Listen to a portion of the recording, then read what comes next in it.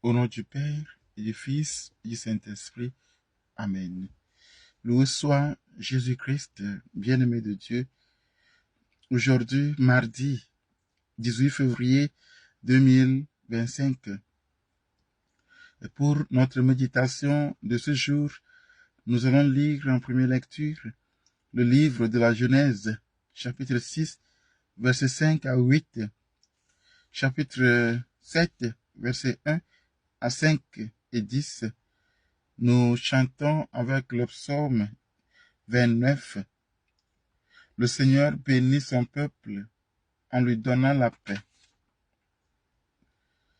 L'évangile vient de Saint Marc, chapitre 8, verset 14 à 21.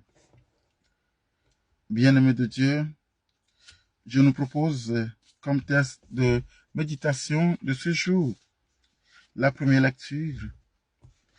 Dans la première lecture, il est question de la méchanceté de l'homme constatée par Dieu lui-même qu'il avait créé.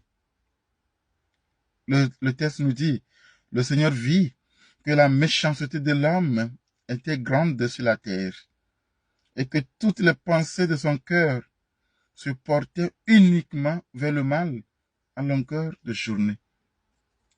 En écoutant cette phrase, nous pouvons dire que le monde, il y a des changements dans le monde, mais le cœur de l'homme ne change pas. Le cœur tourné vers le mal. Le cœur tourné vers le mal. Jusqu'aujourd'hui, l'être humain est penché vers le mal plus que le bien.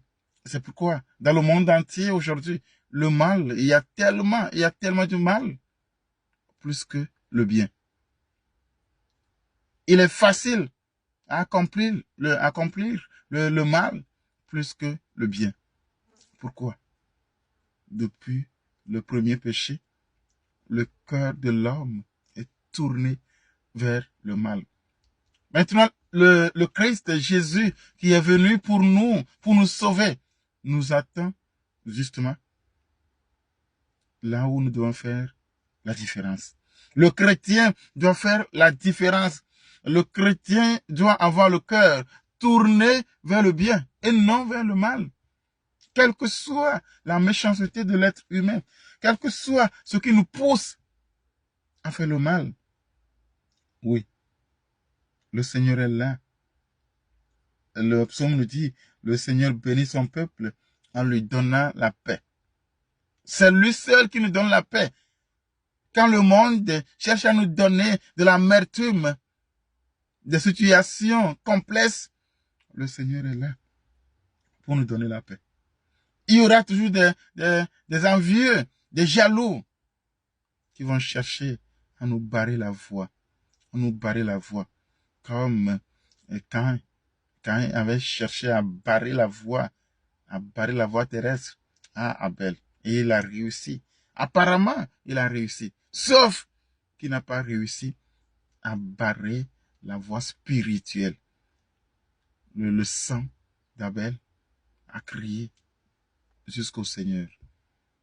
Mon frère, ma sœur, la jalousie existe jusqu'aujourd'hui. L'envie. À cause de cela, les êtres humains se tuent aujourd'hui. Aujourd'hui, ce n'est pas seulement la mort physique, mais la mort morale. La mort morale. On cherche par tous les moyens à te détruire, à parler mal de toi, chez tes proches, chez tes supérieurs. Parce qu'ils savaient qu'en le faisant, tu n'auras jamais de promotion au boulot. En le faisant, ton atelier ne va plus prospérer. Les gens ne viendront plus travailler chez toi. En le faisant, les gens ne viendront plus acheter chez toi. C'est ça leur objectif. Ils veulent te tuer sur le plan financier. Caïn a tué Abel sur le plan physique. Aujourd'hui, il y a des confrères, il y a des sœurs. Et les frères et sœurs s'entretuent moralement. Après tout cela, on vient rire avec toi. On vient sourire avec toi. Mais derrière toi, on cherche à te tuer pour que ton commerce ne continue plus. Et quand ça va gâter, on va dire que oui, je lui ai dit. Moi-même, je sais que ça ne peut plus aller. Ça ne peut pas, pardon. Ça ne peut pas aller. Je lui ai donné des conseils, il n'écoute pas. Mais quand ça marche, on vient juste pour demander indirectement l'argent chez toi, en essayant d'être bien avec toi. Mais ils ne le sont pas. Soyons prudents. Que la parole de Dieu aujourd'hui nous donne la paix. Comme le psalmiste l'a dit, le Seigneur bénit son peuple en lui donnant la paix. Je prie pour toi. Que Dieu de Jésus-Christ qui donne la paix intérieure, qui nous aide à ne pas tomber dans les pièges des ennemis. Des ennemis qui se déguisent en amis apparent, en amis hypocrite. Seigneur Jésus, écoute ma prière. Exauce-nous au nom du Père, du Fils, du Saint-Esprit. Amen.